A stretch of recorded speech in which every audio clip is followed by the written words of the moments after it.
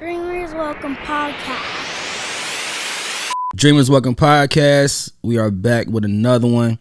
I go by CEO PESO. I'm blessed and highly favored. Live at Moves Media. Have another great interview today. My homie, been rocking with him for damn near a decade, maybe more than, actually, yeah, way more than that. I'm tripping. Been a fucking minute though. But this is my guy. We got RealYungKing in the building. 100. How you feeling, my G? Great. Man, appreciate you on the pod, man. Oh boy. You know, had to do it I had right, to man. slide through. Yeah. I appreciate it though, bro. You was definitely like top 5, 10 people that I thought to even get on here when I was creating this. So This nigga said 5. yeah, because it was like so many fucking people though. Scoot them out the way. It's no order. It's no fucking order though. If it was, I'm here. If it was, I'd jump around. Type shit, but nah. I was over there. Man, coolin', man. Like I said, you know, this platform, you know, man, we just talking about a lot of shit, bro. Like, we got a lot in common with this music. Sure. So I just want to just present it to the audience who watching. If they don't know you, they're going to get to know you, and we going to make it work. So let's get a little background on yourself, man. You know, your upbringing, where you're from, and, you know, how was it? Man, I'm from Five Oaks, man. Kenilworth Ave, to be exact. Like, dead smack in Dayton, you feel me? As everybody know, if you know me, you know exactly where I'm from. The Oaks. Yeah, you know, proud of it, you know what I mean? Absolutely. Gated in, surrounded by gates and whatnot. Always and the cut off streets, the dead ends. I used to hate that shit. If you're not doing what you're supposed to do not try to do speed chases through the Oaks, because you might get caught. Hey, if you don't know your way around the Oaks, you will get lost. Yeah. You will have to do 3-point U-turns. All this type of shit. And if you on a high speed chase, that's what I said. You might. Ain't that why they put that shit there or something? Man, I wouldn't be surprised. Man. Hey, just, you know, but if you flying through there, just call me. I'll happily direct traffic. You feel me? I'll get you together. Where how was it? In that time coming up in the Oaks, man. Man, it was beautiful, man. See, you know, in the city, we all thrived off neighborhoods anyway. We all grew up assigned to our repping that shit. Certain areas, you feel me? But Five Oaks was, man, it was very family orientated between different halves. It was split down the middle. It was the top half and the bottom half of Five Oaks. But I mean, the park where we all wrecked at, where we all was running the streets at, I mean, that was kind of like the mutual ground for everything. So it was typical, man. It was fun. We was heathens. Hoodlums. Is that why it was beautiful? Yeah. It was because I mean, outside of that, it wasn't really much going on. It's just so you was with the crew terrorizing shit. We was having doing some shit. We was having a ball, bro. We was having a ball, but I mean, more than likely, we at the park. Everything that needed to go down was going down right there.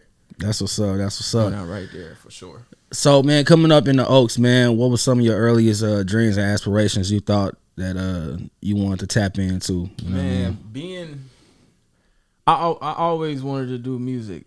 That was something I was always tapped into early, and being in Oaks, running around with like Tone and Wade and these other like iRock and Lil Jimbo. Like, all we wanted to do was music. You're always gonna find a way to do music. You feel me? So I mean, and I'm familiar. I'm from Trotwood as well. So like, I got family over in Trotwood as well. I got family, so I would always be tapped into music circuits like that. Yeah, you feel me? Which is like how I got hip to you. Like this, I'm a real product of local music.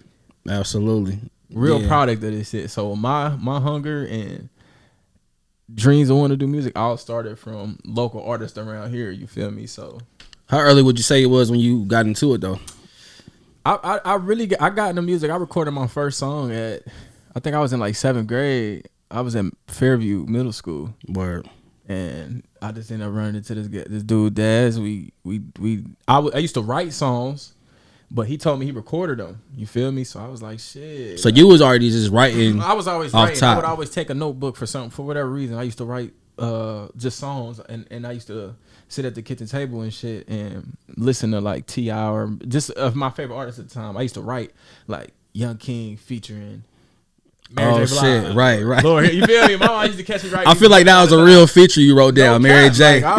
Like if I Mary J, we gonna make it happen. That's how you should put it in the universe. As a kid, I don't know what, bro. Nah, that's smart though. I mean, from like the knowledge we know now, like, you know, speaking into existence, because I wasn't doing shit like that. I mean, I might have been saying I was gonna be something, but you know, shit like that, man. Because I was a neighborhood runner, so outside of running the neighborhood, Like you had to have something that was in house and shit. It was that. That's what I just did, man. I used to.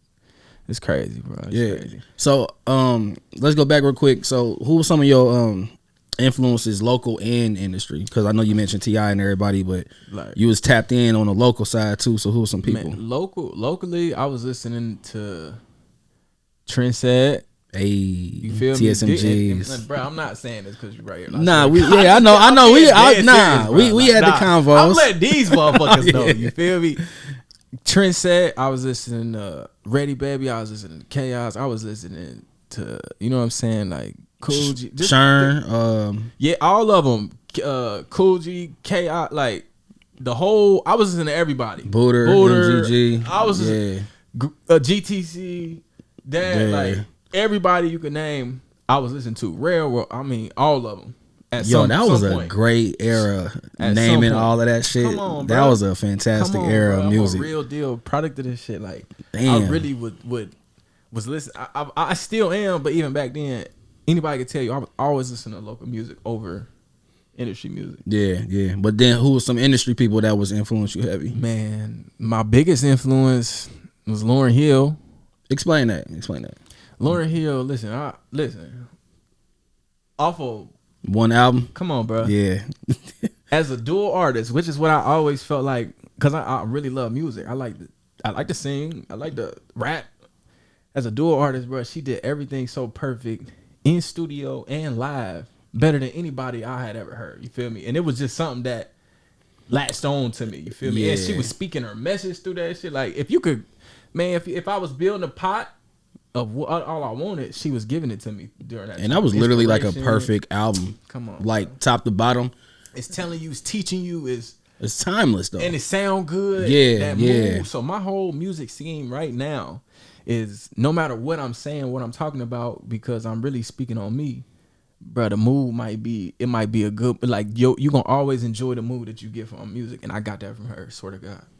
Yeah, cause bro, you do got your tracks. Like once you mastered, the way you mix your vocals and everything. Like I can honestly say, cause it was some records we did, and I'm like, fuck, like the people throw melodic around too much, but the shit was just it had a vibe to it, like you said though. So that makes sense of how you mentioned Lauryn Hill, which I wouldn't even expect you to say her at first. No though. cap, yeah, like, bro. She saved me, bro. No lie. Nah, that's amazing. Real shit. So what? Okay, so you start 7th grade. You start to pick up the speed on recording everything. What does that transcend to after that? Like, I moved. I ended up losing my little brother, Tonio Jones, RP Tonio Jones. I ended up losing my little brother in 2008, and it was a lot of shit that was finna transpire. So my mom, we ended up moving down to Charlotte, North Carolina. You feel me? She was just basically like, you got to kind of get away from here. You feel me? And I got in one little fight with my guys. You feel me? That whole story was like really, really moved to like, Charlotte. So we moved down there. I was like, damn, I'm gonna do sports now, right? Right. I moved down there.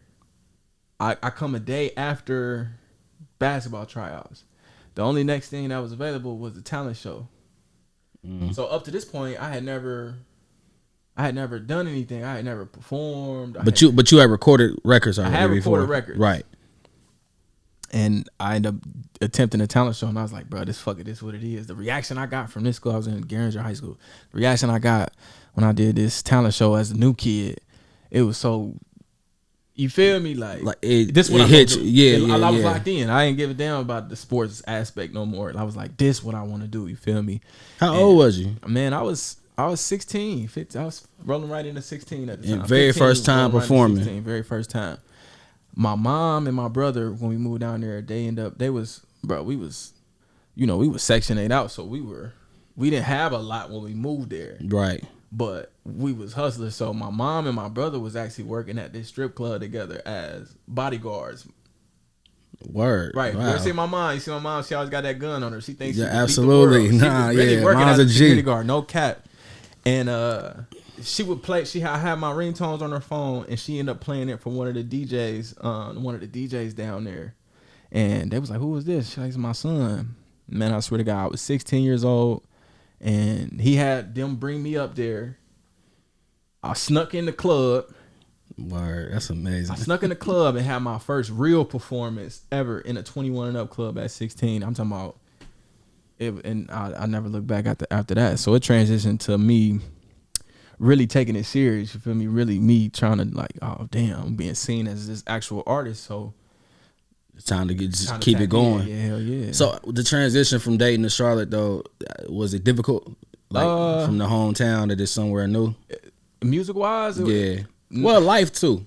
Life wise, it was because I didn't want to move. Right, and you got no choice but to move. And mom's just telling you to. You got no choice but to just lock in. But it actually ended up helping me out tremendously. You feel me? So when I went down there, I got tapped in with some musical people. They looked out for me. We recorded it.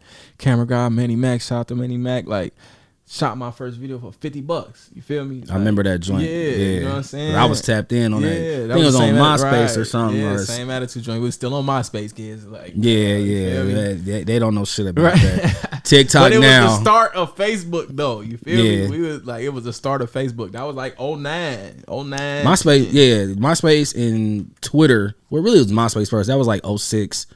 05. MySpace was lit, bro. Yeah, because you couldn't get on Facebook unless you was like in college or something, right? Or some shit like that. MySpace, man, you get your top 8, get the playlist, get the profile song. I would always have Deshani was my profile song. No cap. Nah, facts, man. That shit was crazy. I had a whole bunch of different shit, and so we started putting our shit up. You feel me? Man, when I logged in on my page, all local music. All the time. I was throwing T-Pain up. I was going T-Pain crazy. Was lit, but it wasn't killing. I didn't tap into local music until like I think I started, with when we did Trendset and everything, right. And then that's when I started tapping into a lot of locals. I mean, before that, I heard of like DVH and 275 and shit like that, and obviously being around Polo. I remember going to his basement and shit, and they was like 10 deep in that motherfucker. But yeah, my local sense didn't tap in until like a little bit later. But that's what tapped my local sense in. I wasn't tapped into them niggas either, technically. You feel me? Yeah. Because of my age. But when I did come up, it was Trendset, it was DVM, it was the whole. At the time. Yeah, that was a golden era. I appreciate it. Facts. So, okay, so you in Charlotte, you do the show, right? Now what? What's the turning point for the like? All right, this is it. I build this whole buzz up. I really basically go around doing talent shows, doing contests. I was winning them. I was winning a bulk of them. I was going down to South Carolina. I won Best New Artist. Now, like I was winning everything. So I'm thinking like, damn, I might be alright. You feel me? Like I might be alright. You know what I mean? And then I get this real big following from down there and. Man, I graduated high school. I put out a tape and I moved back though. After you graduated down there. Graduated down there. And you end up moving back. Moved back here. So back I went to the Meadowdale High School. Yeah, I came right back. Right back to the Oaks. Right back. Like nothing changed. Right back.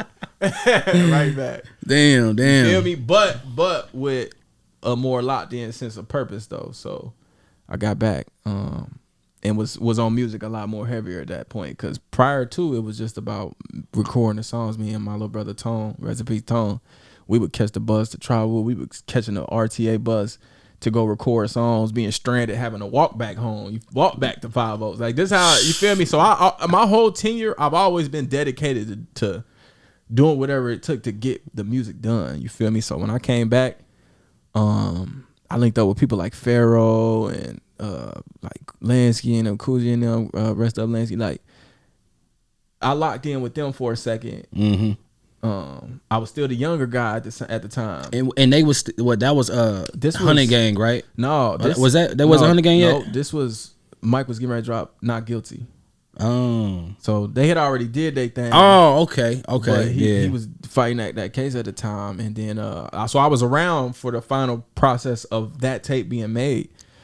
But I had to get in where I fit in. That's crazy because you been around so long. I'm thinking we was on your aspect of looking at it was like you wasn't like up there yet in a sense though. But you seen me, like I was putting in my own work, but I wasn't ingratiated.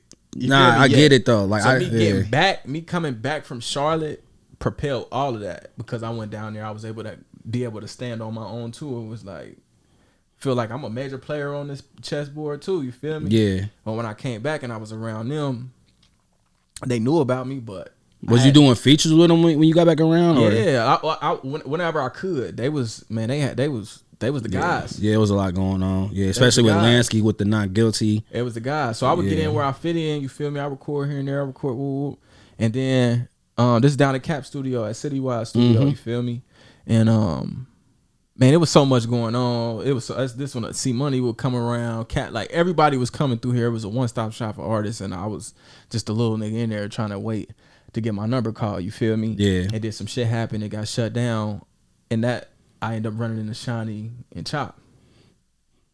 Link up. When I ran into Shawnee and Chop, shit was going up. Then you get the wave at that point. Yeah. Like I was a student. I was reached out to do a feature, and shit. And that became easy too because, you know, like Shawnee and them, they all had their own studio. So it was then their free game of y'all. I was a sponge, bro. As soon as I went around them, as soon as I went around Shawnee, as soon as I went around Chop, I was a sponge. Like I taught myself how to record, like watching them. I would ask questions. I'm a question asker, you feel me? So they was looking at me like, damn, this little nigga, he fuck with us. This nigga fuck with us, you feel me? I'm looking at it like, damn, like as a learning opportunity, like I fuck with these niggas, but I'm actually learning how to do my own shit at the same time. You feel me? And so, hey, you know, we locked in like that, and then. So all right, because one thing I hear through what you saying is like you knew how to balance out like your confidence and your humbleness, like because you were saying like you would be around these people, but you was just waiting your turn. And still, So where would you say that came from to where you like? You let the ego go. You let your ego go, and then you just learn to develop this to sit back. I never even looked at it like me having an ego though. You feel me? It was more or less. I was just appreciating the opportunity to be around. Right, but that's what I'm saying. You didn't have there was no ego involved with it. I never. Anybody else would then there. You know how motherfuckers be, you know, a little antsy with it type shit. Hell nah, them vibes wasn't like that, so it never needed to be like that. I was just wanted to be a contributing factor to helping us, our music. You feel what I'm saying? Like I was like Shawnee was my favorite rapper. You feel what I'm saying? Like so it was dope to be around. Like yeah. Nah, I'm a product of local music, so I'm just like shit. Hell yeah! Like, Shawnee was cranking them out too. Like I mean, so much shit that probably the world ain't heard. Man, bro, listen, I just never really seen like his work ethic rubbed off on me so much to where it's lasting still strong now to this day. Yeah, like, you know what? I got to get Shawnee on here, man, because his influence on Trendset alone, but just a lot of people bring up Shawnee though of just come on, bro, what he was doing. So yeah, I got Shawnee. I'm gonna get you on here, man. So all right, so the time frame from when the first mixtape dropped, you said you was 16. Well, nah, my very first one. Yeah. So the timeline of that one, These all. What was your like? What would you say is your first official tape? My first official tape was from the Oaks. When I came back after I linked up with Shawnee and them, I did One Way, and man, I shot that. You did shoot. Yeah. So we shot it in the Oaks.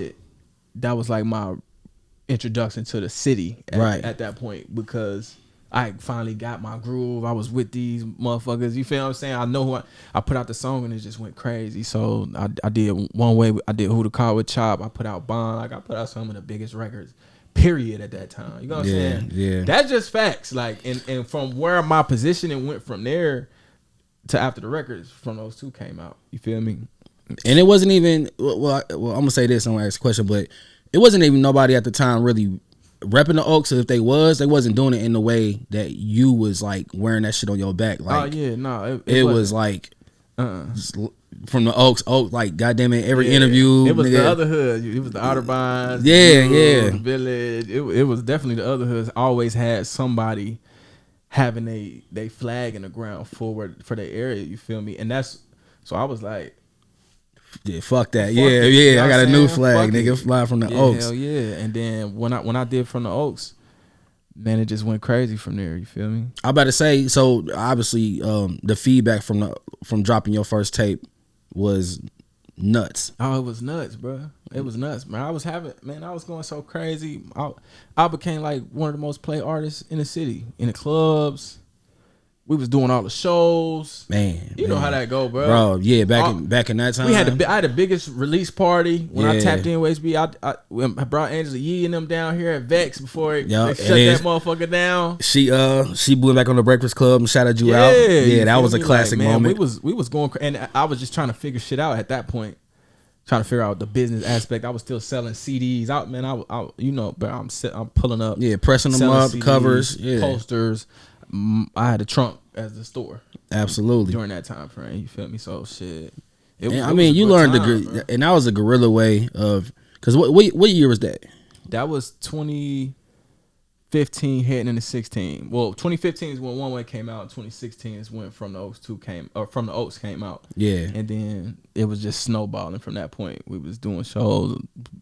Springfield, like we was going crazy. Shout out to the field, man. So what do you miss about that time, man? Because it's like, it's, even though it's been like 4 or 5 years from that, we ain't doing too many shows anymore. It ain't like how it was though. Right. So I mean, because, bruh, what I really hate is we as a city is so invested in the local music, whether motherfuckers want to admit it or not. Jokes aside, whatever.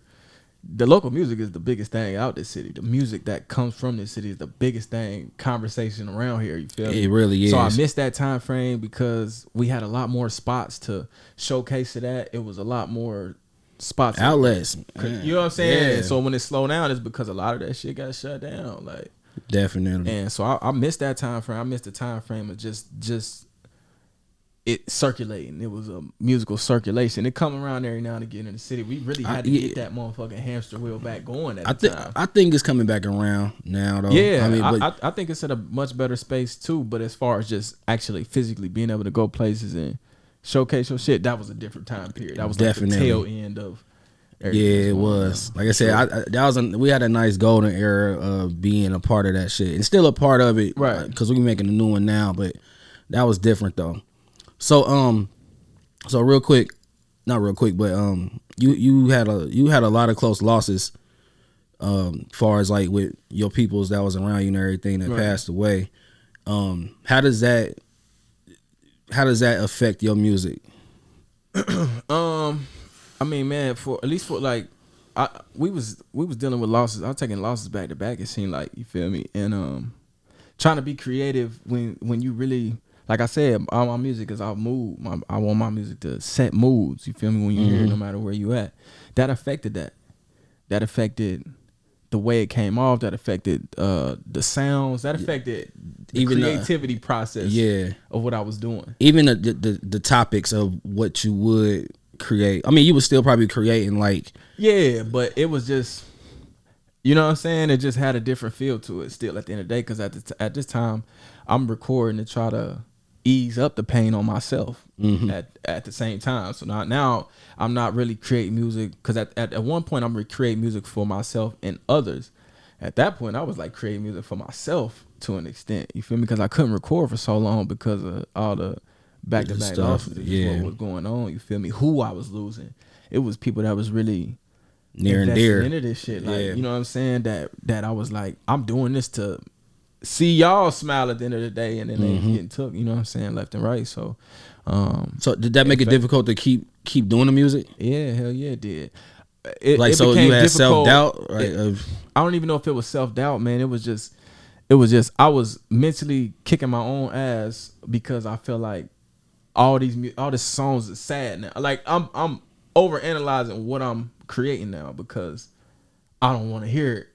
Like, right. I know people. It's gonna help people. It's gonna this shit sometimes become therapeutic for people, but it was also more therapeutic for me at the time. And I'm a guy who, I'm at the head of the table. I'm the one that, to an extent, you feel me, with my people, that's who they looking up to, who they expecting to get this shit done for. So that was just for me. I was almost becoming selfish with it at a point. You feel me? So would you say that was you just had like a creative mental block? Yeah, I think and that's all you was just thinking about and just getting it out. I just wanted to be able to make sure I could break out of that slum of constantly. Nobody want to hear music and always be depressed. You feel me? I don't even want to hear myself always. You know what I mean? Yeah. So it was a mental snag for a second, but nonetheless I was still creating the music. Yeah.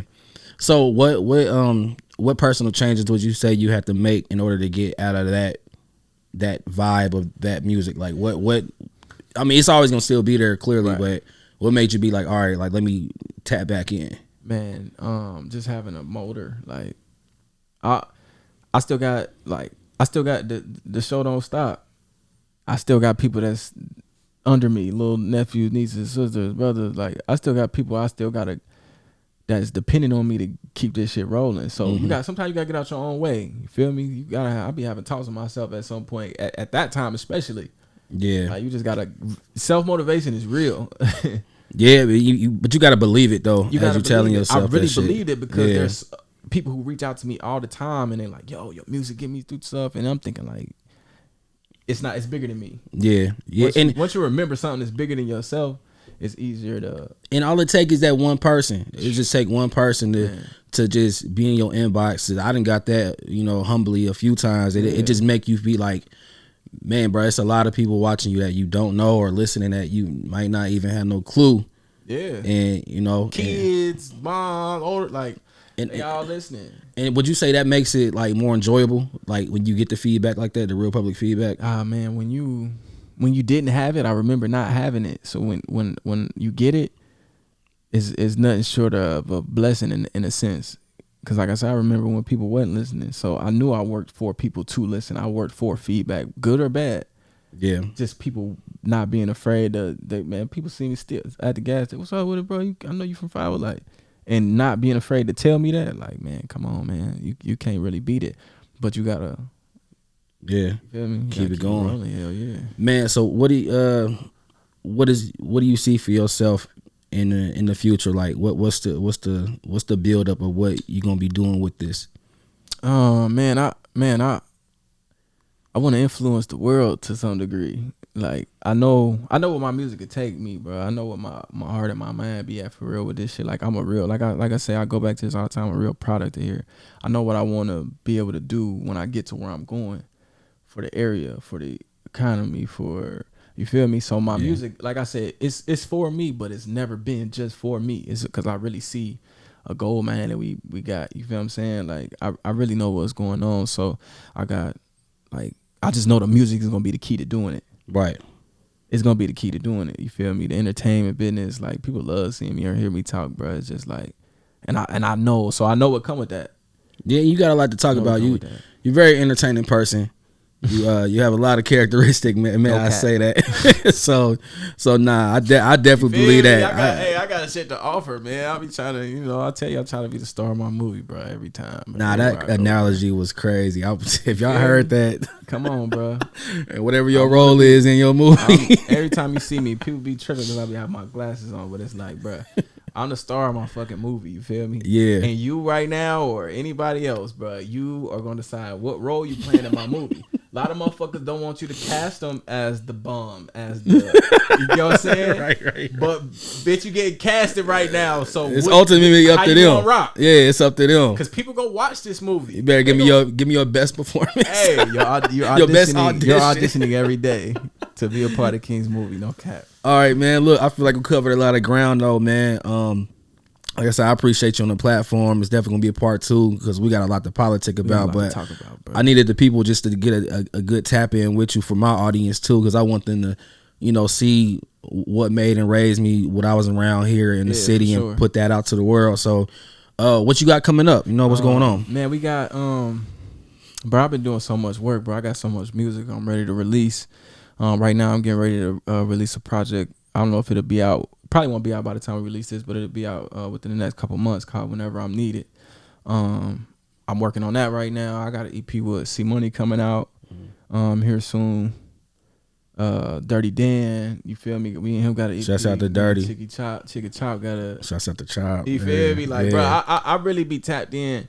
A lot of, with every artist around here, there ain't an artist I can't call and we get something done because, like, when you that guy, you able to make shit happen. You feel me? Absolutely. So I got a lot of that coming, man. I'm just trying to stay consistent with the content. You feel me? Sometimes my visions with my music be so intricate and detailed that I sometimes be having to stream it back a little bit and be able to. Yeah, I mean, work out these visions. You gonna be a perfectionist with your own shit. So man, I get it though. Sometimes listen, that became a problem for a second. Sometimes my homie JR Hitmaker. He a producer from around here for those who don't know. But he would man, we was locked in so long, so going crazy on the music. So me and him got an EP coming out too. Or That's gonna be working crazy. on. But he would always say like, bruh, like what you waiting on? Like drop that shit. And he was like, cool, wait on it to be perfect because it ain't gonna never be perfect. And I needed him to tell me that.